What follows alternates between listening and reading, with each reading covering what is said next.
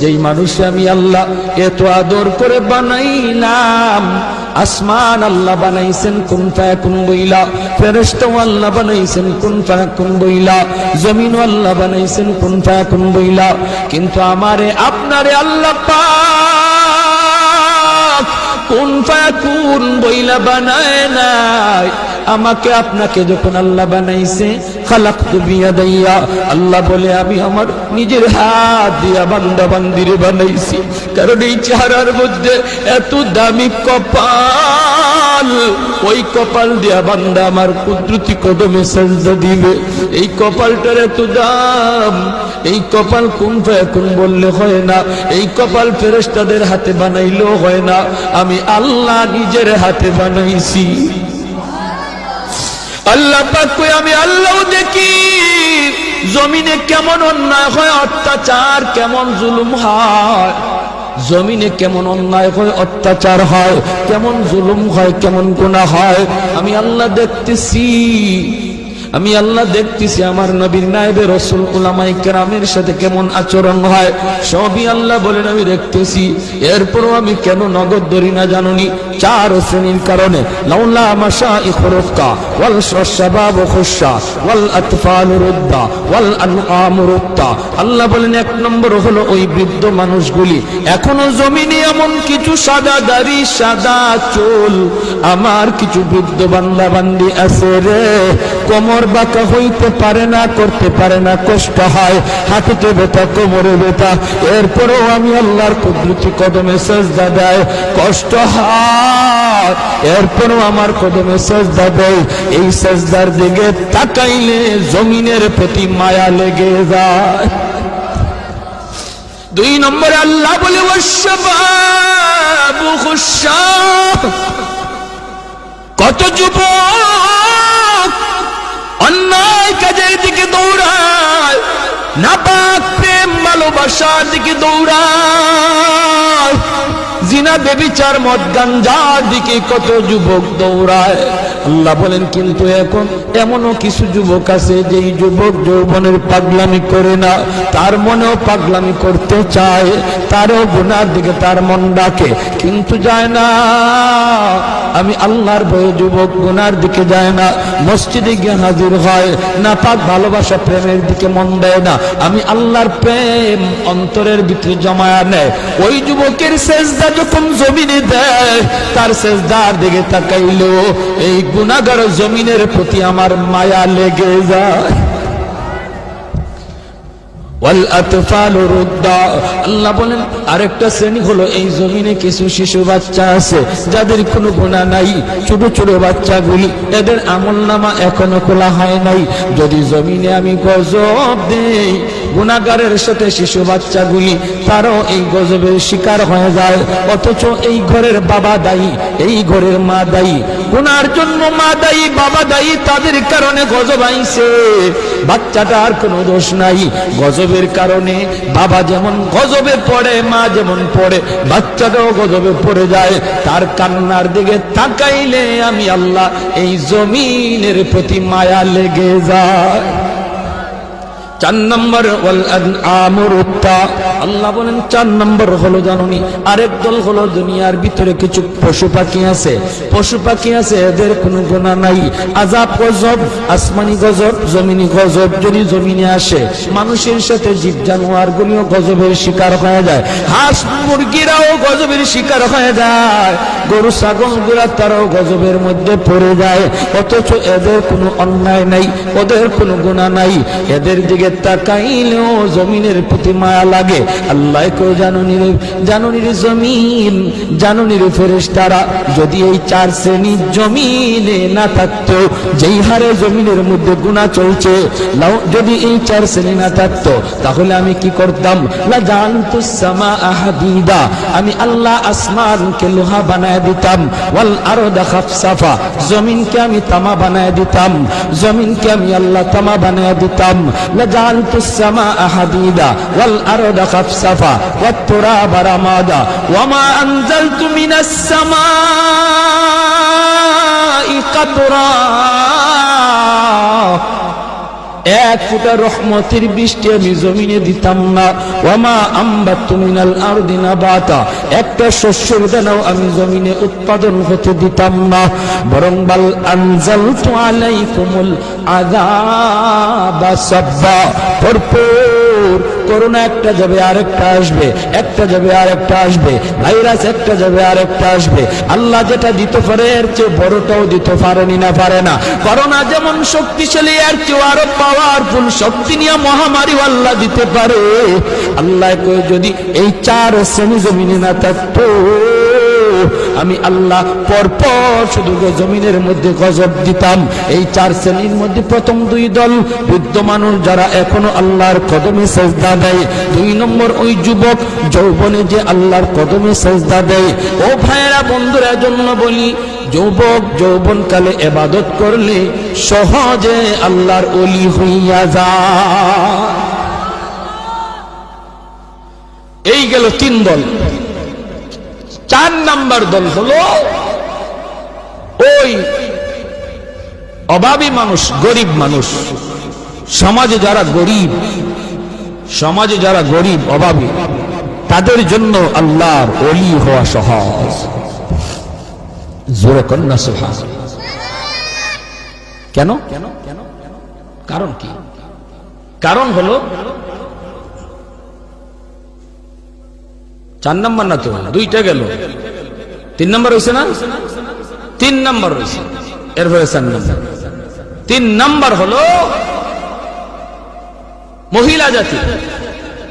মহিলা জাতি, মা বোনেরা, তাদের জন্য আল্লাহর ওলি হওয়া খুব সহজ। কেমনে? কারণ হলো মহিলাদের ডিউটি কম, আমল কম, এজন্য তাদের হিসাবও কম। নবী বলেন চার কাজের জিম্মাদার যে মহিলা হয়ে যাবে, যে মহিলা চারটা আমল ঠিক মতো হিসাব দিতে পারবে, সে আল্লাহর তৈরি যে কোনো জান্নাতে প্রবেশ করবে।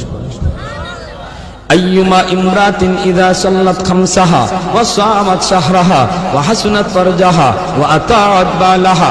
নবী বলেন এক নম্বর হলো সে যদি নামাজি হয়, দুই নম্বর হলো সে যদি রোজাদার হয়, তিন নম্বর হলো সে যদি স্বামীরে মান্না চলে, স্বামীরে মান্না চলে, স্বামীরে খুশি কইরা চলে, স্বামীর অবাধ্য না হয়, স্বামীর অবাধ্য না হয়, চার নম্বর হলো সে যদি পর্দা ঠিকমতো করে।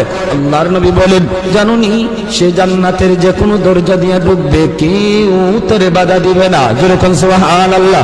এজন্য মহিলারা, মা বোনদের জন্য আল্লাহর ওলি হওয়া খুব সহজ।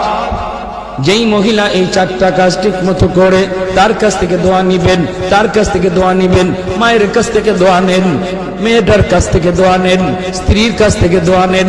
কারণ মহিলাদের দোয়া পুরুষের চেয়ে আগে কবুল হয়। মায়ার নবী বলেন আমি সফরে বের হলেই আমার কলিজার টুকরা মেয়ে ফাতেমার কাছ থেকে, বিবিদের কাছ থেকে দোয়া নিয়ে বের হতো। ঘর থেকে বের হতে বাবা মেয়েটার কাছ থেকে দোয়া নেও, মাথায় হাত বুলাইয়া আদর করে আব্বু দোয়া করে, আব্বু যাইতেছি। মেয়ের কাছ থেকে দোয়া নেও, মেয়ে বাবার জন্য দোয়া করবে, স্ত্রী স্বামীর জন্য দোয়া করবে, মা সন্তানের জন্য দোয়া করবে। আল্লাহ পাক রব্বুল আলামিন সামনের সমস্ত বিপদ আপদ থেকে আল্লাহ তার হেফাজত করবে। ঘরে ঢুইকাও মেয়েটার কাছে আগে যান, ছেলের চেয়ে। নবীজিও সফর থেকে ফিরে আইসো, নবীজি খাতুনে জান্নাত ফাতেমা রাদিয়াল্লাহু তাআলা আনহা, নবীজির কলিজার টুকরা মেয়ে, তার কাছে আগে দেখা করতেন, মেয়ের সাথে আগে দেখা করতেন, মেয়ের কাছ থেকে দোয়া নিতেন, আবার সফর থেকে আইয়াও মেয়ের সাথে আগে দেখা করতেন। জোরে কন্যা সুবহানাল্লাহ। ভাইরা আমার, এজন্য বলতেছি মহিলাদের জন্য আল্লাহর ওলি হওয়া খুব সহজ, খুব সহজ। মহিলাদের জন্য সহজ। কেন? কারণ তাদের হিসাব কম। সম্পদ কেমনে কামাই করেছো, সম্পদ কোন পথে ব্যয় করেছো, এই জবাব কোন মহিলাকে দেওয়া লাগবে না, পুরুষকে দেওয়া লাগবে, স্বামীকে দেওয়া লাগবে, স্ত্রীকে দেওয়া লাগবে না। স্বামী কেমনে সংসার চালাইলো, হালাল পথে না হারাম পথে, জবাব দিবে স্বামী, মহিলাকে জবাব দেওয়া লাগবে না।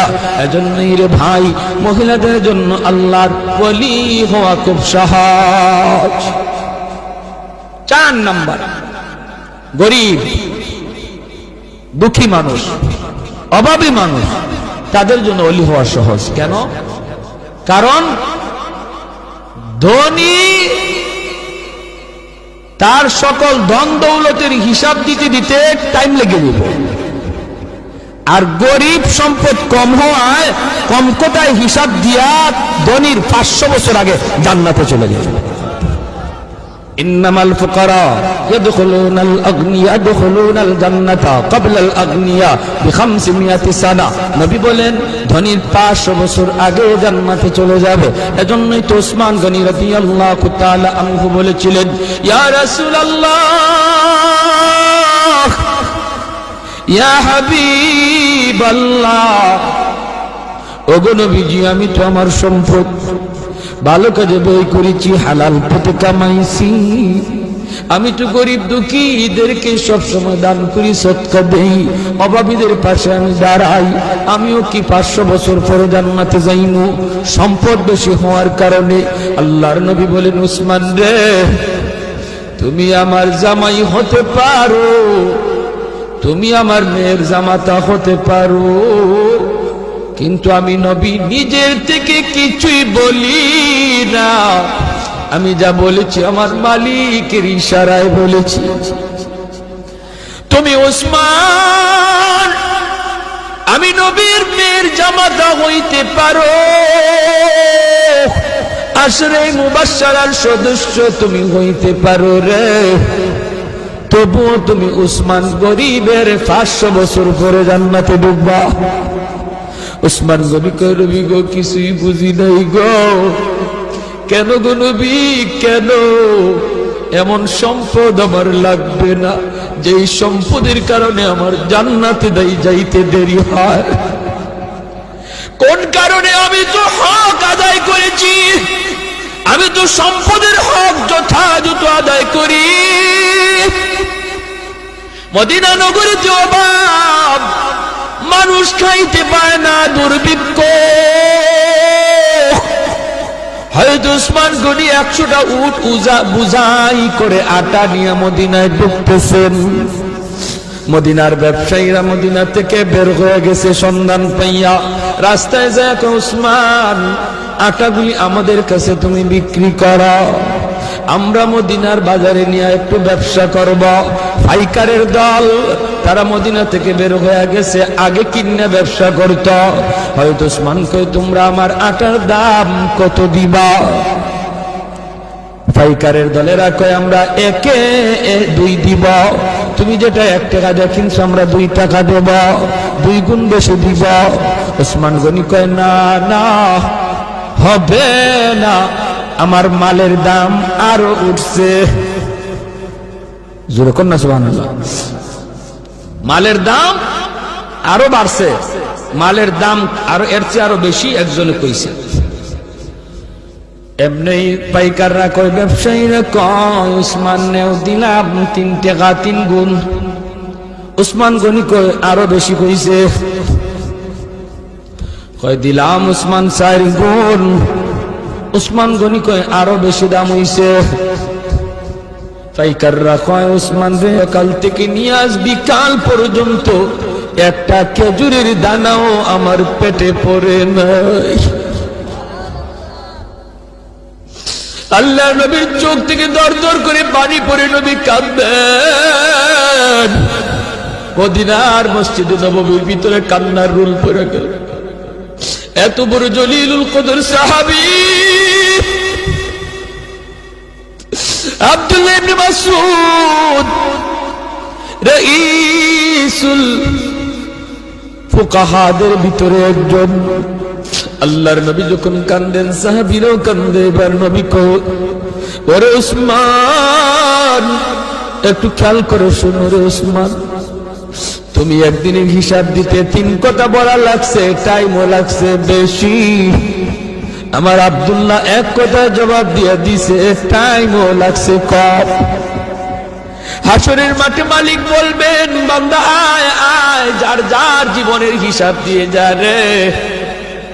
কে সম্পদ কেমনে কামাই করছো, কেমনে ব্যয় করছো, এই হিসাব না দিয়ে কেউ সামনে যেতে পারবে না।